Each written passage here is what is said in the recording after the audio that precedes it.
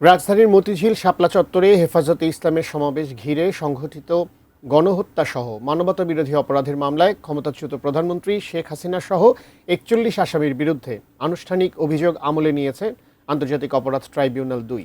একই সঙ্গে শেখ হাসিনা সহ পলাতক ৩১ আসামির বিরুদ্ধে গ্রেফতারি পরোয়ানা জারি করেছেন আদালত। বিস্তারিত জানাচ্ছেন জাভেদ আক্তার।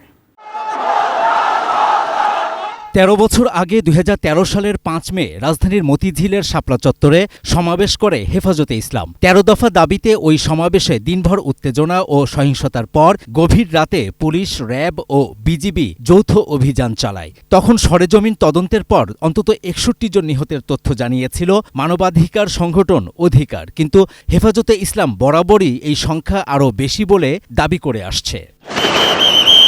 ওই সমাবেশে গণহত্যা হয়েছে এমন অভিযোগে ২০২৪ সালের ২৬ নভেম্বর আন্তর্জাতিক অপরাধ ট্রাইব্যুনালের চিফ প্রসিকিউটরের কার্যালয়ে অভিযোগ জমা দেয় হেফাজতে ইসলাম। ১ বছর ৭ মাসে তদন্ত শেষ করে সোমবার এই মামলার আনুষ্ঠানিক অভিযোগ আন্তর্জাতিক অপরাধ ট্রাইব্যুনাল ২-এ দাখিল করে প্রসিকিউশন, যাতে ক্ষমতাচ্যুত প্রধানমন্ত্রী শেখ হাসিনা সহ ৪১ জনকে আসামি করা হয়েছে।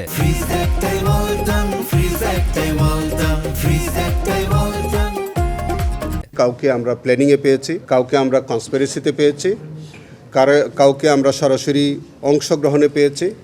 আজকে মাননীয় ট্রাইব্যুনাল ৪১ জন আসামির বিরুদ্ধে অভিযোগ আমলে নিয়েছেন। কয়েকজন গ্রেফতার আছে, তাদেরকে সুনির্দিষ্টের আবেদন সেটা মঞ্জুর করেছেন।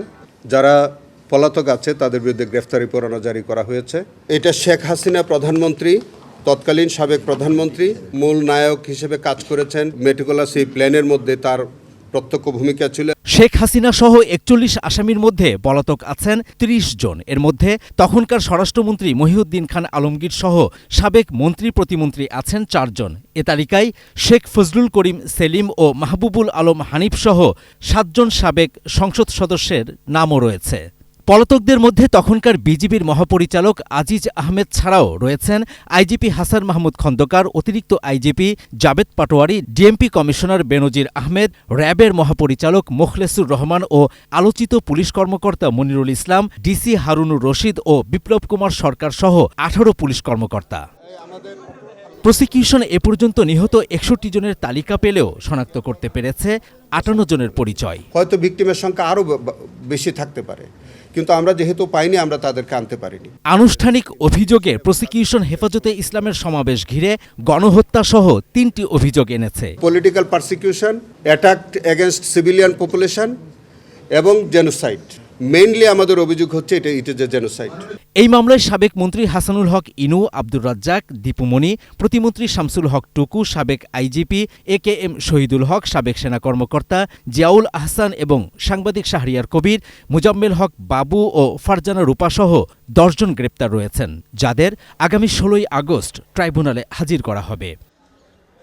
Javed Akhtar, ATN news, Dhaka.